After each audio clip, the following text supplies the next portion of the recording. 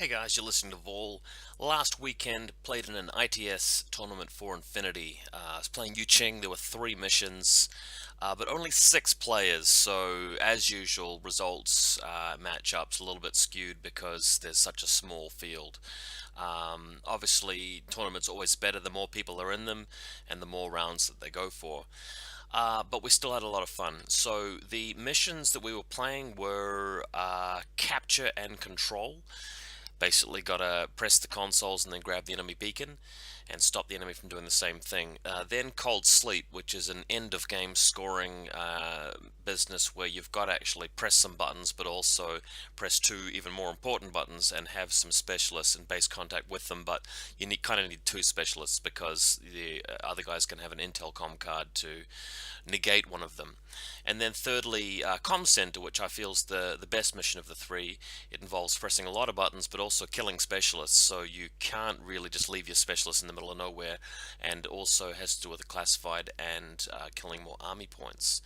So with that in mind, I came up with a couple of vanilla YuJing lists, and we're going to have a little look at them because I put a bit of thought into it.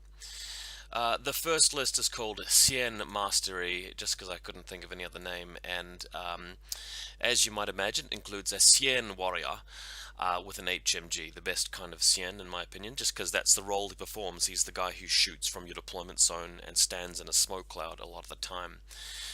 I took a Canren with Hollow Project level 2. Obviously, all the Canrens come with that, but he's the Mad Traps Canren. And the thing about this particular list is that I want to actually make this one pretty good for capture and control. One of the things that comes up in that mission is that your opponent can actually make a pretty strong push in one of their turns to go up and grab the beacon, but having the Mad Traps positioned there really slow them down and make it more dangerous for them to do that. So I wanted the Canren there as well. The Hollow Projector is also very good at clearing out mines, so if you're going to collect the other guy's beacon, you can use the Hollow Echoes to actually take out the mines first before moving in. I think that's quite a big deal. I've also got this Aragoto, and I almost never take the Aragoto, but I didn't want to go with drop troopers or too many infiltrators because I've got plenty of ninjas and stuff in this particular list.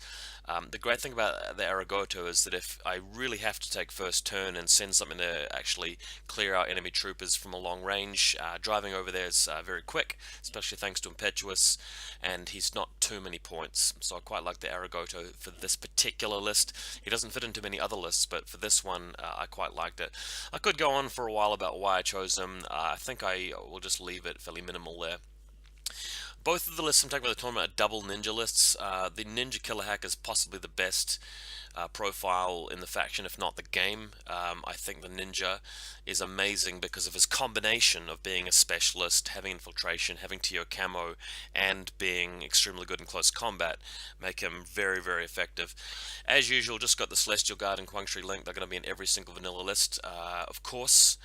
Obviously, this Kaisotsu, again, He's a bit of a lieutenant decoy, although most opponents will understand that he costs 2 SWC, so is unlikely to be the lieutenant. But when you look at this list on the table and think about which models are potential lieutenants, well, there's only 2 that you can initially see, which is the Cien Warrior and the Kaisotsu. So, you know, you might think, well, it's unlikely to be the Cien because he'd be a combat lieutenant. There's no command, no chain of command. So people might think it's the Kaisotsu, when in actual fact it's in the second group. It's the Guilang, which is a very strange one. And I've taken this list because I'm gonna be trying. I'm gonna be going for second turn most of the time, and one way that you can lose with second turn is for your opponent to take out your lieutenant before you get the final turn of the game. Also, if I'm up against impersonators, and I figured I might have been, having the Guilang lieutenant makes it really hard for your opponent to kill your lieutenant. Then, since I'm taking one like non-specialist Guilang anyway, and there's a camo marker standing out there, I've gone for the mine layer because it makes the mine a bit more confusing when there's 3 camo markers there, and the mine layer could be especially helpful in allowing me to defend for the cap and control mission. So, as you guys can tell, this is very much a cap and control style list, and I'm even taking the sensor bot, and that's something I don't normally take, because if you absolutely have to go first and you're playing Cold Sleep, well, it can be a good idea to send the sensor over there and just do a bit of a sweep for any TO infiltrators that might be about to jump onto the objective at the end of the game. So that can be quite useful, and of course the stock standard Shaolins. In the other list, very similar, it's called HRMC because I'm actually running the Yanhuo. And it's the Yanhuo Lieutenant. And again, both of these lists are very tricksy with who the Lieutenant is. This also features a plain Zhanshi Lieutenant decoy, so it's very disguised. The thing is, though, that Yanhuo, if you're going first, at least he can stand up and be an arrow piece at the end of the game very effectively. Also, if you are in the business of actually having to shoot out enemy arrows because they put something fairly staunch there, then having the Lieutenant order to actually do that with is kind of helpful. Of course, the Doctor to back him up in case he gets crit to death in his own turn. Double Ninja, the Guangxi and Celestial Guard still there. I've got a Forward Observing Kaisotsu and a Hacking Kaisotsu just because he has to back up the Ruishi. And of course, the Sujian in this list is the main combat guy, and again, Sujian is more of a first turn sort of extreme Rambo, but I think that if I'm up against like a lot of aggressive stuff like Daylami and impersonating El Jabal, then if I deliberately go first to deny him that, then the Sujian could actually move over, do some damage if I have to get the job done with the first turn. And that's something I think about a lot nowadays when I write lists is, well, you know, how do I win if I'm forced to go first? How do I win if I'm forced to go second? And most of the list writing decisions fall into that. So let's just jump into the game, so we'll just run through them. I won't spend too much time. This is the first mission, capture and control up against Tohaa, and I'm putting the ninjas in hidden deployment next to each of the beacons, the console, so regardless of which one he goes for first, I'll be able to grab it. I'm taking second turn in this particular game. So here's the table. You can see on my right hand side, this is looking, you know, the bottom of the photo is the right, the top of the photo is the left. So we've got the bots. This is the Cien warrior list, of course. There's the lieutenant over here. At least I remember. Yeah, I think I remember that being the lieutenant there. And the mine lane Guilan's out through the middle. I'll just get the pen out because the Kanren is situated here, and he's got his hollow echoes around. I forgot to bring my crazy koalas to use as mad traps, so I've just used little coins to put on the battlefield. Aragota's sitting at the back here. Got my classified, and I use a card to represent which hollow echo is the real one. Through into the building, you can see some Guangxi just hanging around here because due to impetuous, they're just going to walk out the doors and not going to run into enemy fire. Left-hand flank, got a Shaolin at the back, down here, another Shaolin back through here, and of course the Cien warrior is just prone on this balcony so he can't be shot at. And in the middle we've got our conglomeration of mines and crazy koalas, just to prevent him from moving directly through, because this here is the beacon, and that's ultimately what he's going to be going for. So opponent is Tohaa. Here's the conglomeration of markers. You can see the silver, shiny mad traps there. One's on top of the building, one's behind the wall. The good thing about them is they only need zone of control, and they suddenly go off and they boost over the building, which is quite powerful. So my opponent, let's draw his, so he's got a Calypsos hanging out here, just prone behind the boxes. Another one on top of the building over here. He's got the guys with the Serta symbiote base, so what are they called? There's a Sukiel back here.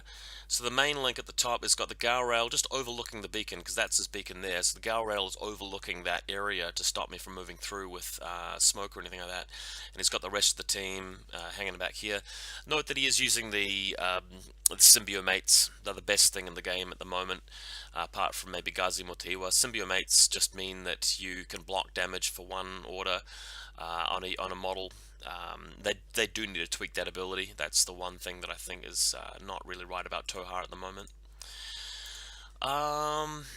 Elsewhere, okay, so he's got the Sukiel with the HMG here, I think it is, or the K1 combi rifle. I know that he took two Sukiels in this list.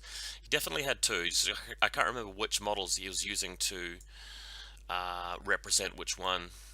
Unfortunately, there are a lot of proxies in this list. Anyway, we'll talk about them a bit later.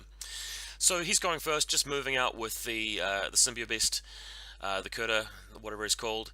This little model here represents the Pokemon Symbio Mate. on the controller here. And then we've got Eclipsos moving out after he's thrown down a mine. This black base represents the mine. So he throws the base first and then moves through with the Eclipsos Forward Observer to press the button. So that's what happens here. And then he pulls back behind into the room and plants a mine down, represented by this white marker. Elsewhere on the other side of the table, he's just brought out his other Eclipsos and put two mines next to this just to prevent me from grabbing my console. So he's playing very defensively. And then it's just a matter of repositioning around to the extreme left-hand flank, and he's not really attacking at all. So this is exactly what I wanted. This is what you want when you go second, is your opponent just doesn't even attack, and you can just keep stalling into the last turn of the game. And in the last turn of the game, you go and collect the beacon. They don't have a turn to retaliate, whereas if you're going first and you use your last turn to collect the beacon, then your opponent has the last turn of the game to just go over and kill whatever's holding the beacon, which is why usually going second really helps in this mission. So he's got his Sukiel team just moving around here, and there's his beacon right there, and he's planning on just drawing a bit of a fire lane across here to help out the Garel in defending that objective. So that's what's going on that side. Now, my turn. What happens initially is that I move out with the Hollow Echo to detonate the mines, and after that's been done, then the ninja moves in, prone behind this obstacle, which is the console, and presses the button. So we're one apiece on button pressing for the consoles in this scenario.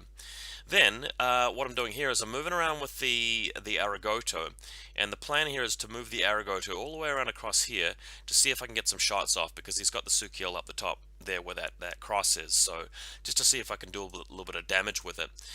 So moving through, the fire lane comes through right down here, so it's just a matter of the bike moving across and then pulling back. He's speed 8, so 4 back, 4 there, 4 back, just firing a Spitfire. It's 4 dice versus 2.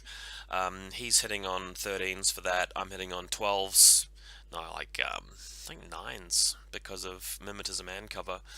Anyway, I did manage to, I think, strip off 1 wound and didn't cause much else damage there and ran out of orders, basically. So that's what it came down to. Also, I'm not too sure if you can see this too well, but in group 2, the Shaolin monks moving around just to discover this Clipsos and get rid of him. So after the discovery, the Shaolin moves in, takes him out in close combat, and that's it for the Clipsos, so taking at least 1 guy down. Then, oh, wrong movement. Okay, so that was where the Sukiel was. The Shaolin monk over here has moved into his territory and just in his deployment zone behind this building. The ninjas just moved back behind this wall here, and the Aragoto moved right back around behind this aircraft here, where it will be safe to make another push in the following turn, right? Okay, so the Sukiel has been damaged, but can now reposition a little bit. So that is what he's going to be doing. You can see at the top of this photo, he's just moving out here. And his plan is just to get us classified, which is a really good idea in this mission, because a lot of the time you don't get the enemy beacon, they don't get your beacon, and it's just a matter of the tiebreaker. So I think he's forward observing the designation for the HVT or something like that. This is my HVT here, so just moving out to get us classified done and pulling back. So again, a bit of a passive play, but I think it's the right way to go. You can save your last turn for taking the beacon. So what's happening here? There's the Gao Rail. Notice the Gao Rail has just shifted back a little bit, and here's the other member of the Link team there, but his Makaul is now moving out as the Link leader because he's able to probably just get the jump on this ninja and the Shaolin. So that's what he's going to be doing the rest of his orders here. So with the Makaul moving around, I really have to try and go for an engage with the Shaolin and a dodge with the ninja to try and neutralize this little attack here. So that's what happens. The ninja manages to dodge, the Shaolin goes into close combat, and things work out pretty well in that spot. But the Shaolin does actually end up dying in close combat, which was kind of annoying. Remember, the Makaul does have MA2, and well, he'd use MA1, but he also has ICOL, so it's a bit of an even fight in the dice roll. And now there's an Eclipse grenade here, just as I move out here with my other monk. So this is YuJing turn 2 now. We've got the Aragoto moving around, but unfortunately with the smoke being there and it being just an Eclipse grenade, I can't even shoot him with a Xian Warrior, so that's a bit unfortunate. Best bet really is to go into close combat and try and kill him at the stage, possibly with the ninja. So ninja moving along, going into camo first so I can use surprise attack, and this heavily favors me because the ninja goes to start CC 23 +3, -3 for his MA, and then another -3 for ICOL. So I'm hitting on a 20, and he's at -9 or something like that for surprise shot and MA3. But I still roll like a incredibly low roll number, and he beats me and kills the ninja, which is rather annoying.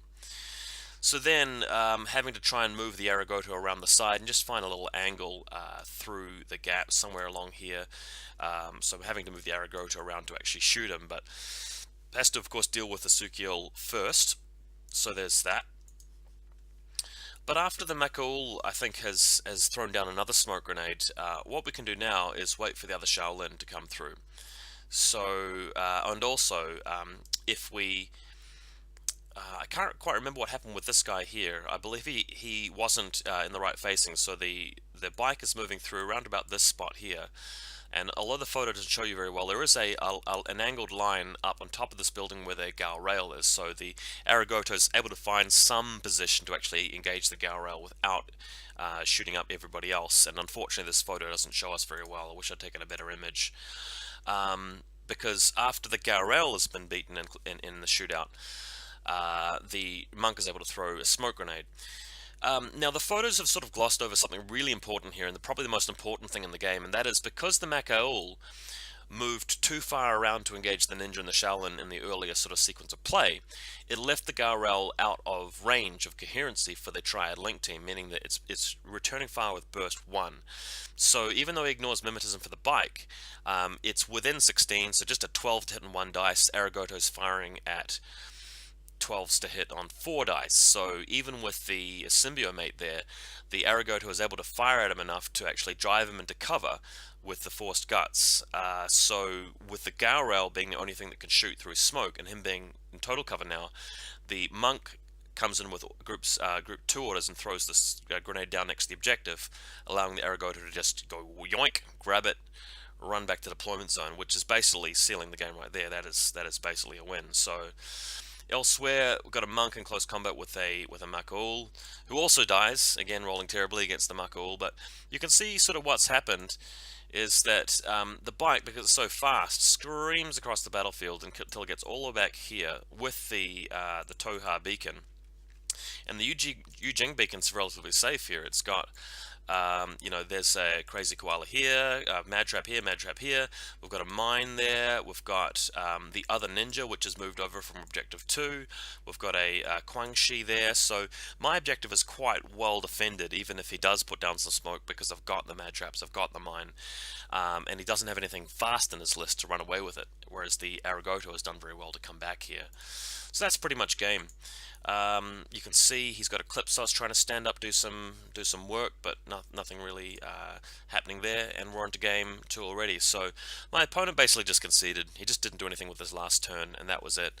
So yeah, pretty easy win. It was a 10-2 victory against the Tohaa. Second game, so this is Cold Sleep, and it's really important to go second in this mission unless you have a really strong, aggressive first turn strategy. I was lucky enough to win the lieutenant role, and I did choose second, so you can see the ninjas in hidden deployment, they're both here. This is the Xian warrior list this time, and you've got the mine laying Guilang. This is the same list, by the way. This is the mine here, and that is the objective to my left. The other objective is further down here.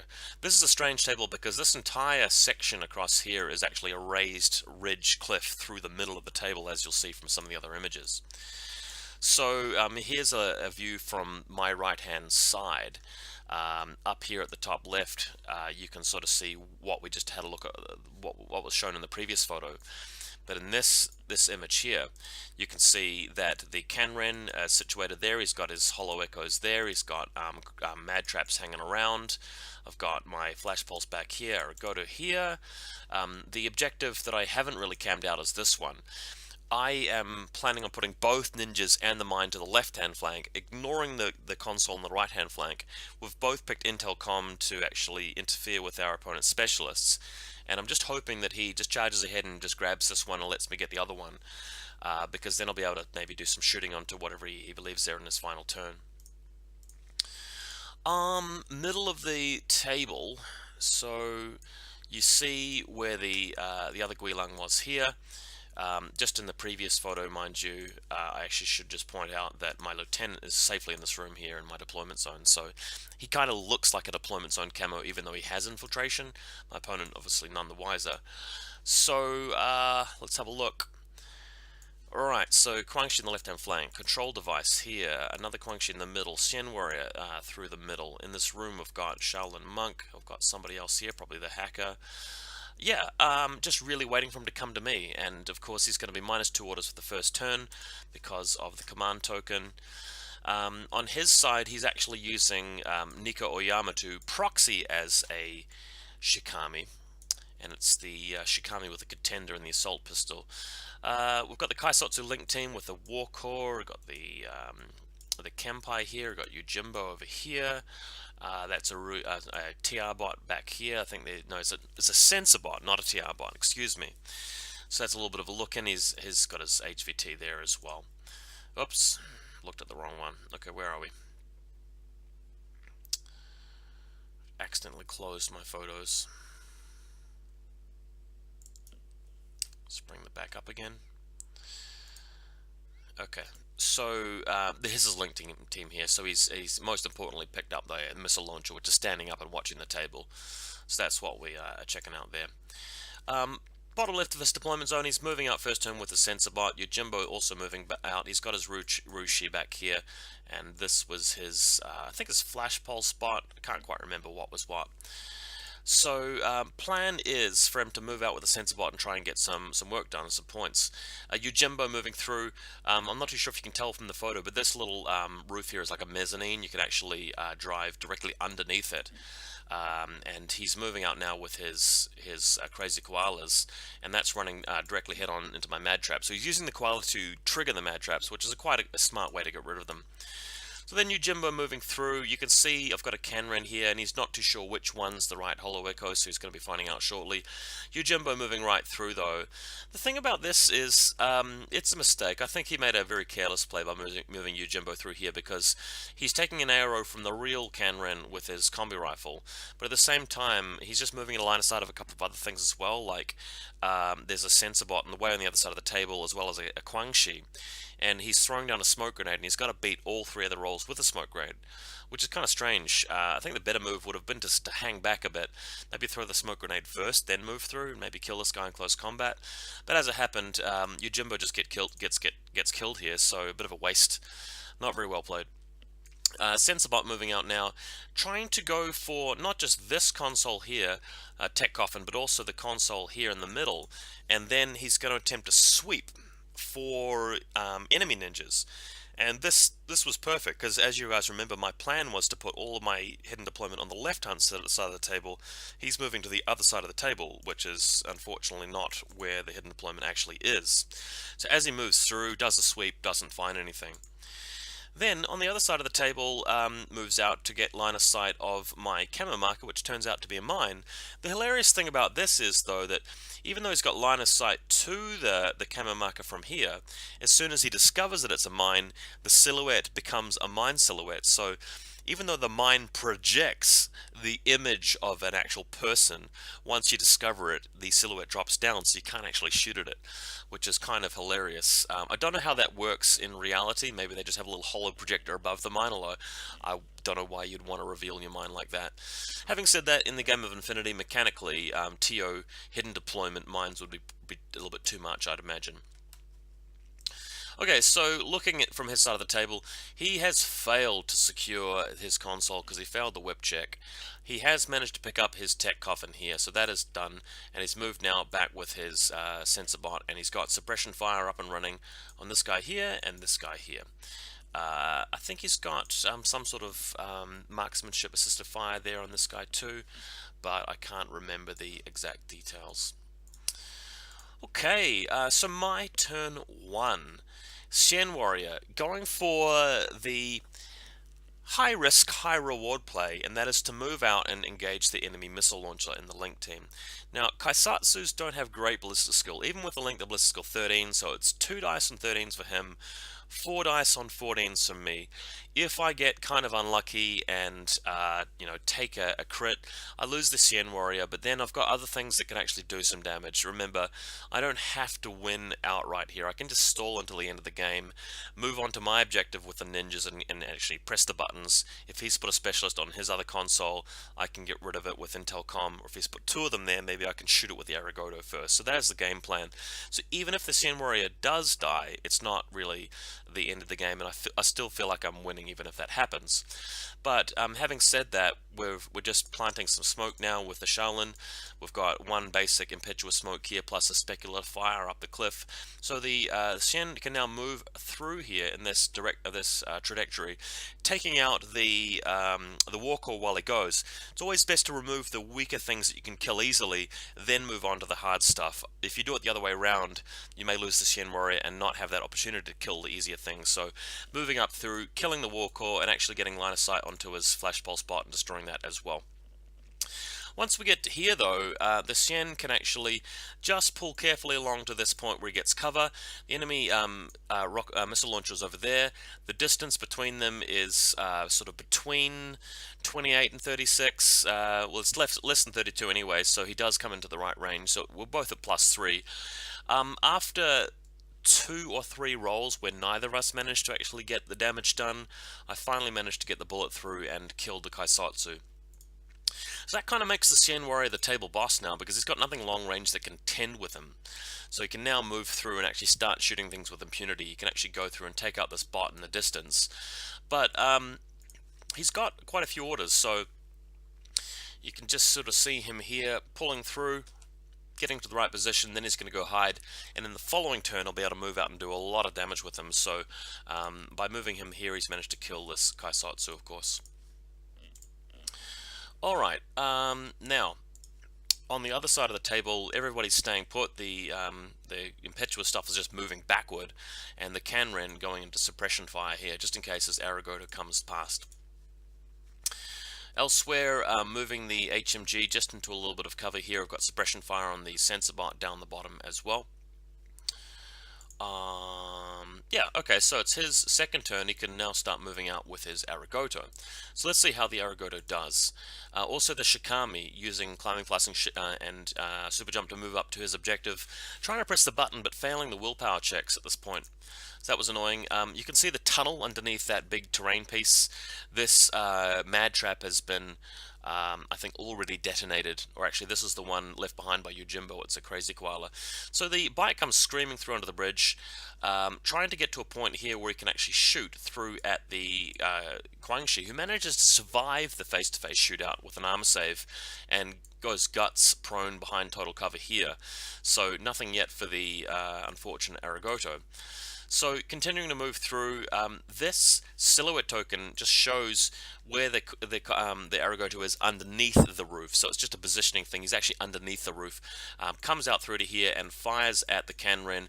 Bit of a shootout. It's 4 die Spitfire against suppression fire combi rifle. So he's doing something a little bit dangerous here, but it does work out for him, and he does manage to kill the Kanren in this shootout. Then, now moves around, tries to have a go at the Xian Warrior, who's a much tougher target because Xian's got 2 wounds, he's in cover, he ignores the mimetism from the bike can't take cover. So after a bit of a shootout there, the Xian Warrior does get knocked into total cover, but he does cost the Arigoto a couple of orders. Does also take a wound as well, as you can see from this image. We have Saito Togan appearing as a mysterious camera marker behind this building. Note that my console is here. I've got a ninja and hidden deployment in this specific spot there and this specific spot here. So Saito is first to show his hand, but staying as a TO camera marker for now. And he's not a specialist, so he can't even contest or control this thing at the end of the game, I must add. So that's a bit unfortunate for him. Next up, my follow-up turn. We've got the Shaolin trying to come out here, and he's trying to put a smoke grenade here, but the Arigoto, again, this model is actually positioned down there. It's actually positioned here. So trying to position the smoke grenade in front of him, but getting shot to death by the suppression fire from the Arigoto. That's what happens there. Now, we've got our wounded Xian Warrior.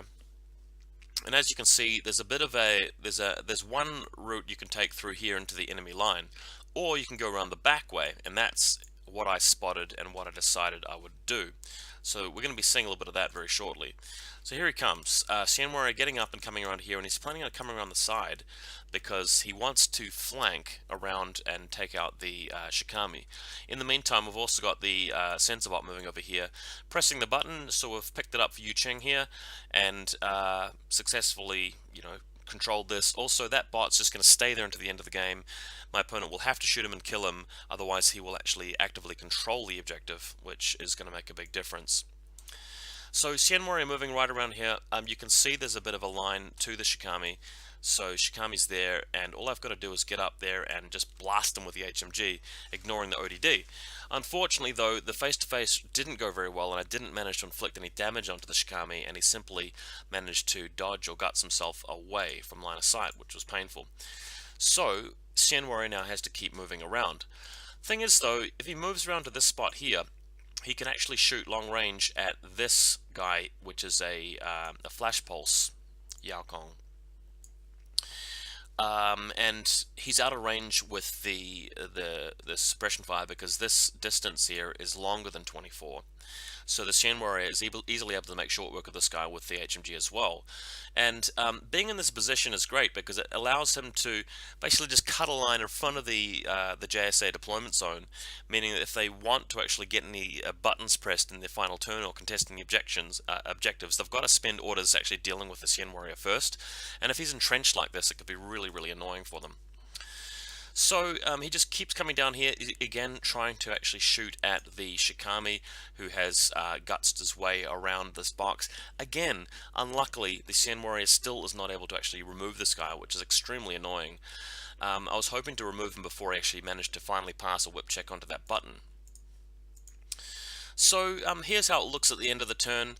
I've managed to pick up one console here. He's managed to get one tech coffin over there. But he's got a Xian Warrior here who's in suppression fire, able to see basically the entire side of the table here. So he's going to have to remove that first. We've also got this flash pulse spot ready to go on the objective, and don't forget about the two ninjas, which are just waiting till the end of the game to basically win the game at that point. So Arigoto, who did manage to win the shootout, now just charging straight into this Guangxi here. I remember the Arigoto actually came out better off against the Guangxi in this little interaction. But now, we've got a ninja moving on to his objective, is able to just go prone behind the console and press the button. So with him hanging out there, I'm going to have to use my Intel Comm to remove him, but he hasn't got any other specialists left alive that can actually move over there, so he's not really going to be able to achieve that side of the scenario unless he gets his Shikami onto the other objective, and only if the Shikami lives through my follow-up turn, which is why this mission is so hard to win if you don't go second. Now this turns out to be quite funny because he decides to break the link up and do a coordinated order, hitting me with a shotgun against suppression fire here, and a Kaisotsu here, and another one getting up here, and I think is Ruishi as well, can't quite remember. The problem is though that breaking the link team, these guys are ballistic skill 10 with just a combi rifle, trying to beat something that has effectively armor 7 in cover. So with my suppression fire, I can only arrow against one of them. So I simply shoot at the spearhead who gets 2 bursts, and I beat him in the face-to-face roll and kill him. And the shotgun bounces off, the other combi rifle bounces off. So he loses a guy and loses a command token at this point. But doesn't stop him trying again. So again, shotgun comes out, combi rifle comes out, something else comes out. I think the Shikami moved around with the coordinated as well. They all attempt to shoot the Xian Warrior and still failing to kill him, which is kind of hilarious. And another one gets killed, so looking really bad for JSA. My opponent did this in the wrong order though. What he should have done is move the Ruishi first, shoot at the Xian Warrior from beyond 24, making him drop suppression fire, and then come in with the coordinated order after that. But eventually, after a number of orders, the Ruishi finally comes around, gets close enough, and shoots the bullets into the Xian Warrior and does manage to destroy him. I think at one point he even tried it with the Shikami. It might have been the Shikami that got rid of him with the assault pistol. Either way, there was a lot of orders spent without much achieved. But yeah, we eventually get the Xian Warrior down. Shikami comes around and I think nails him. So this allows us to finally move up the stairs, or jump up the side of the cliff, and actually hit the objective with the Shikami, picking that up. But all he can really do in his final turn is move around here and kill the sensor bot. If he doesn't kill the sensor bot, it's an automatic loss because I have the sensor bot there already. He intel comms that, then I move the ninja in, and the ninja actually has that controlled console at the end. So Shikami moves through, gets out assault pistol, does kill a sensor bot, so at least he has accomplished that much. And then, just because he doesn't want to die, he just pulls back rather than hanging out on the objective. So that's pretty much all there is. Guangxi now moving out just to clear him up. Over here, can't really reach the ninja, but it doesn't really matter on that side of the table. All that really matters is me getting 2 specialists onto my objective. So obviously the ninjas both appear, they collect a tech coffin, hang out next to the console, and just an easy win at that point. Oh, excuse me. So final game of the event, up against buddy with Haqqislam. And we'll get straight into it. This is Comm Center, and I won the lieutenant role, and I opted to go first. And even though going second is better in this mission, going first isn't too bad because you can still win by killing more specialists, killing more army points, letting them get the consoles, and getting your classified, as long as they don't get their classified. If they do get their classified, it can be a draw. You can also win by doing so much crippling damage that you not only kill their specialists and army points, but you leave them with too few orders to actually take back the consoles at the end of the turn, end of the game.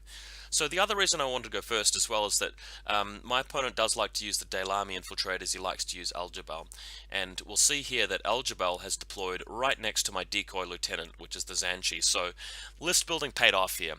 This is the Yanhuo list, and the Yanhuo is on the complete opposite side of the deployment zone, and Al-Jabal is sitting there next to a war core and a lone Zanchi. So even if Al-Jabal survives the first turn, then he's just not going to get his value for his points. He also took a risk by having to roll to deploy in my deployment zone as well, so I did force that out of him too. But yeah, let's see how this goes. So on the left hand side of the table you can see the Yanhuo lieutenant just hanging out along this fire lane here. We've got the doctor, we've got all the impetuous troopers, we've got the hacker and the forward observing Kaisotsu, Rushi back here. I've got both the ninjas in marker state rather than hidden deployment, just because I want the extra orders, because I'm going to be doing a bit of a Rambo effort. But he has managed to successfully pass the infiltration for the Daylami here and the other Daylami here. So passed all 3 rolls for his advance, impetuous, not impetuous, infiltration and impersonation. Alright, so reserve trooper is this Battlecat, the Sujian, planning on making a move. My opponent's reserve model, I think, is this Odalisque Spitfire. You can see on his side of the table he's got his TR bot backed up by an engineer and a Gazimotiwa.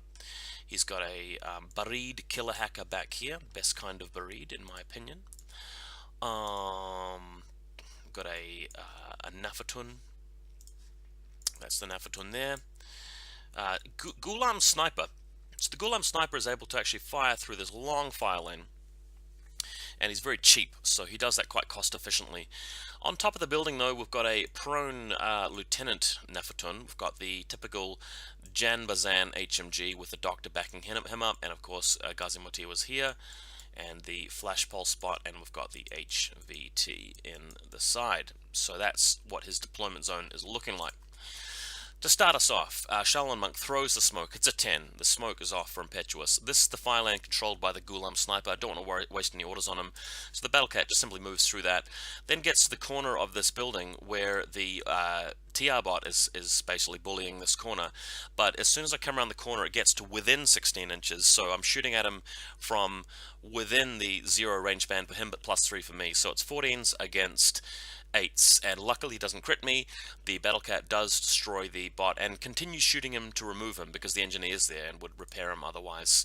Then it's a matter of just slicing the pie around to the Gazimotiwa and killing that as well.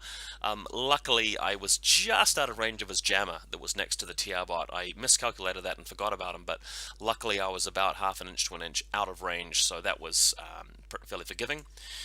Allows me to move up through with climbing plus, kill this Gazimotira, and then I think take out another one as well across the line of the battlefield.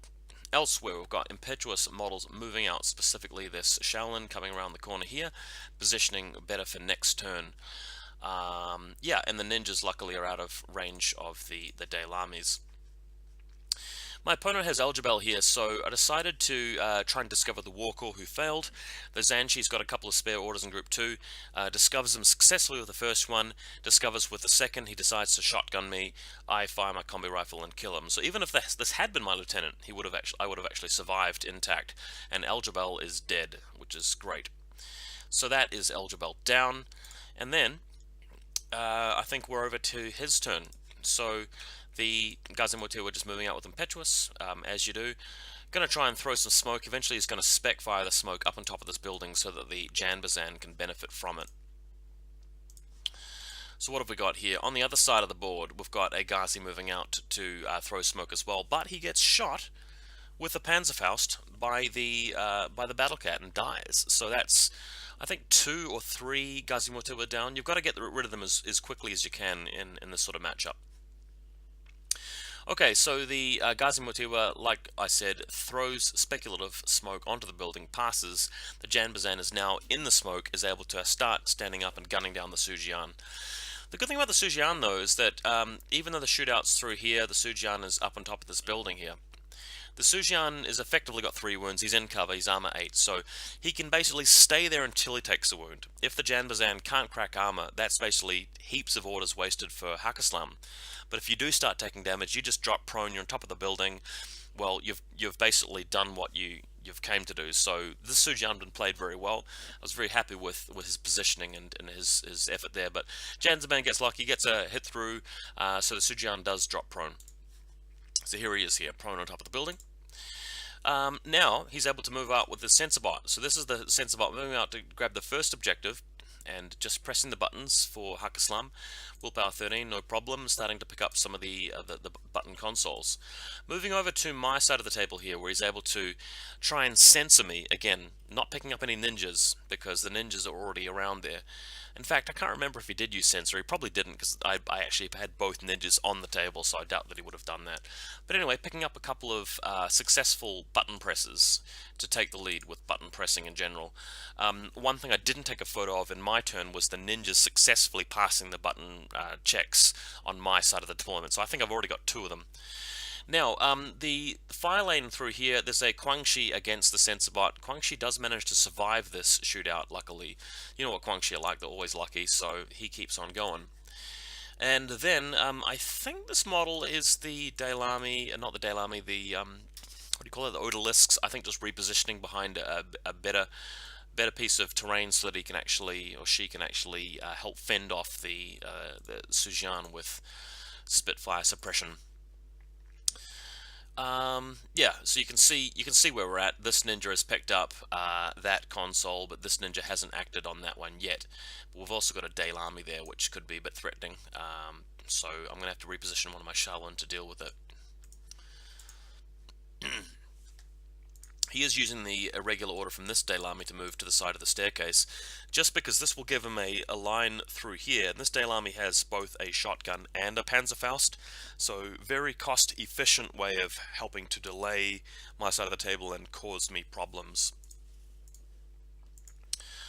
The other Daylami here reveals himself to fire at the Ru Shui, which is kind of annoying. The Shaolin here can engage or fire his chain rifle, but the Rushi only gets a single shot back against a surprise shot shotgun, and unfortunately losing the Rushi here.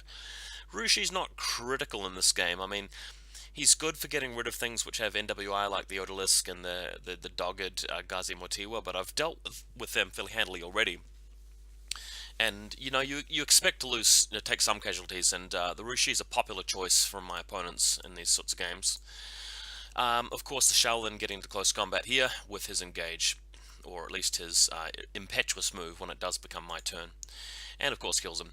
On the other side, the other Shaolin throwing down a smoke grenade so he can actually move out under cover of the smoke and go after the sensor bot, which my opponent has left in my side of the table. So here he comes here, so just moves across, shoots across with his chain rifle or his pistol or what have you, and does manage to destroy the sensor bot, so that was quite efficient, quite happy with how that worked out. Now, here's a very interesting play.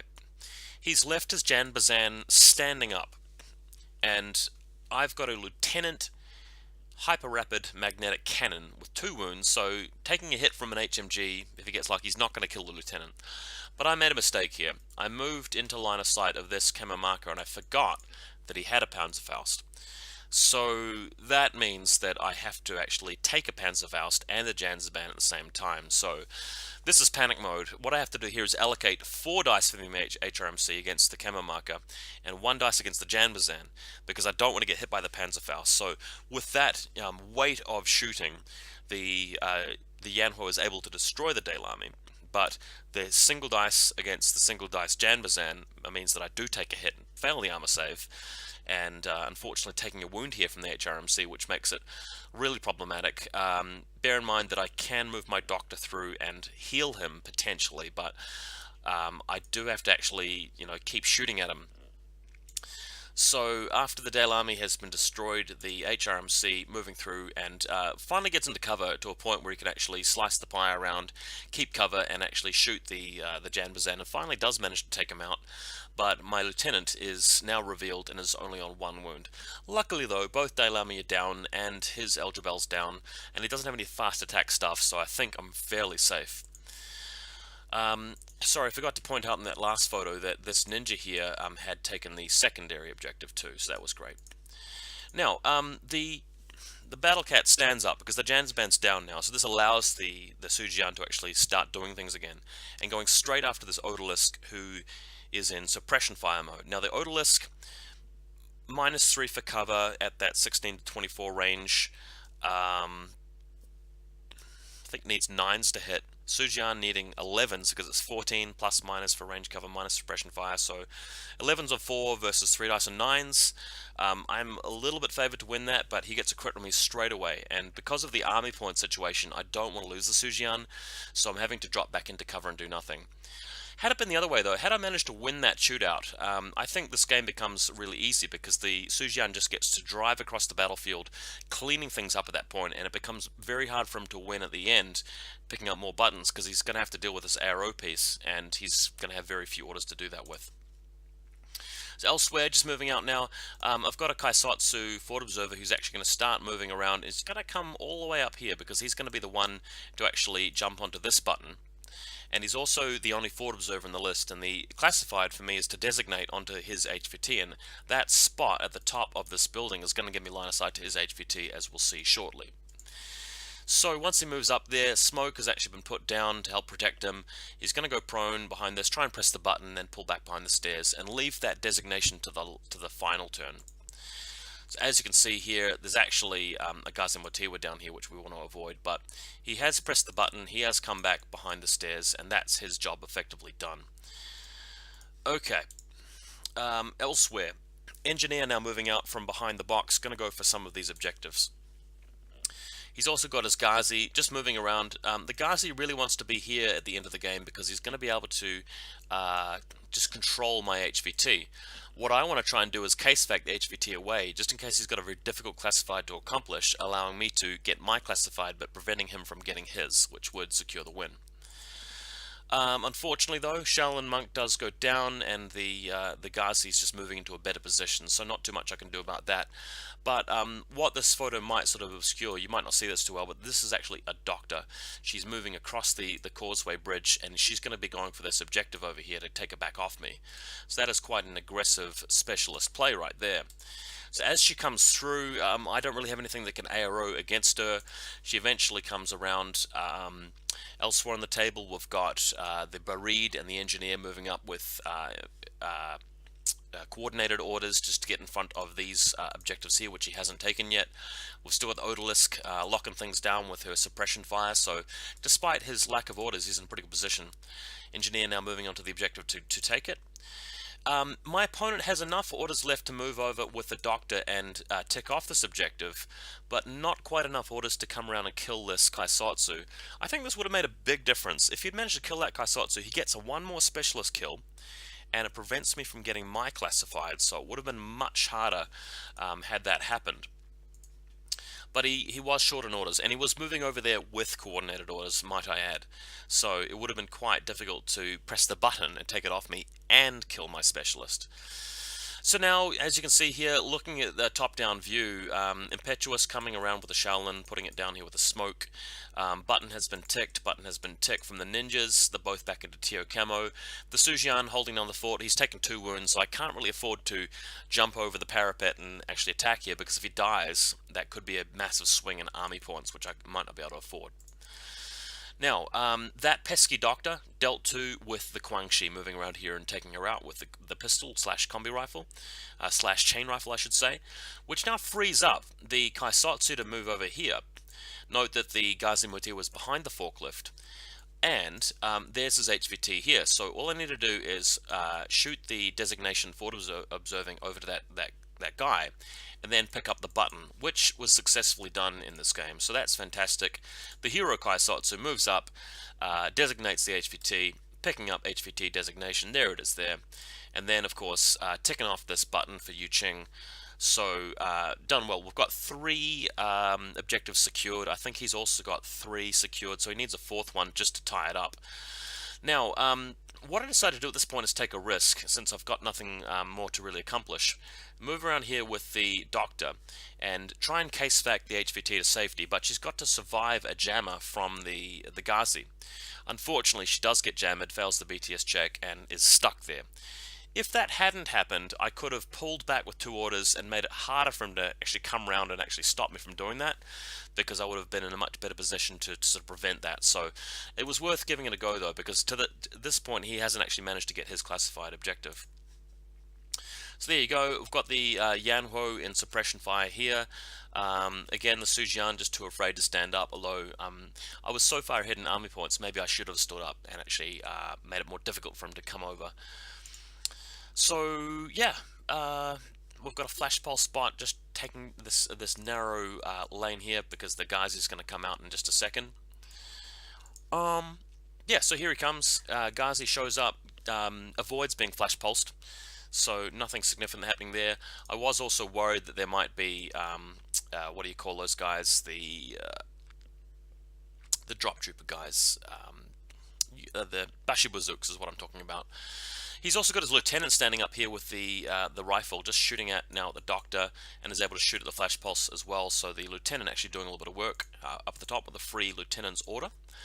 We've got a Tuareg Doctor appearing out of nowhere to press the button on the friendly console, and yeah, Nafton hanging out. We've got the Ghazi right here. The funny thing about this Ghazi is that that's the only thing that he's got to secure the HVT with. If this actually dies as a result of an ARO, I perhaps should have put something there, because that would have been a way to prevent him from killing the HVT, although he could have stayed behind the forklift, to be fair. Barid moves in position to grab the console, and that's pretty much it. We've got a sniper moving out, but nothing really else to do, and he grabs the HVT. So this puts us into a position where I've got my classified, he's got my HVT, so we're even on that. I've got more army points by a long shot, more specialist kills barely, but he's got more consoles than me because he's got like 4 to my 3. So it turned out to be a draw. I thought I played well to get to a draw, but there were still things that I could have done to have won. I could have managed to get through with the Sujian and actually kill some specialists at the end, but I got unlucky with the face-to-face rolls. I also could have succeeded in case facting the HVT out, so either of those 2 scenarios would have won it for me. However, he could have won as well by moving through and killing the Kaisatsu, keeping more specialists alive, killing one of my specialists, and he would have won it. But, you know, a really hard-fought game and well-played game. This was the top table. But because the way 6-man tournaments work, I actually came second in the tournament, because the guy that I smashed in the first round 10-2 farmed a lot of objective points and kill points from his following 2 opponents, because he got to play the weaker players in the field. So that meant I came second, he came first. That's okay. I think in tournaments where there are more rounds and more players, generally you see a bit more of a disparity, a bit more of a stretching out of the actual results. Whereas in the smaller events like this, it's just a little bit close and sort of cluttered with the points. But that's ITS. We don't work off strength of schedule. We work off objective points. Had a really good time. I was really happy with my lists and my play. Looking forward to the next one. Although next month I'm going to be doing an army swap and I'm going to be playing with NCA, and my buddy Jason will have my Imperial service. Hope you like this one, guys. Bit of a long video, but hope you enjoyed it, and we'll see you next time.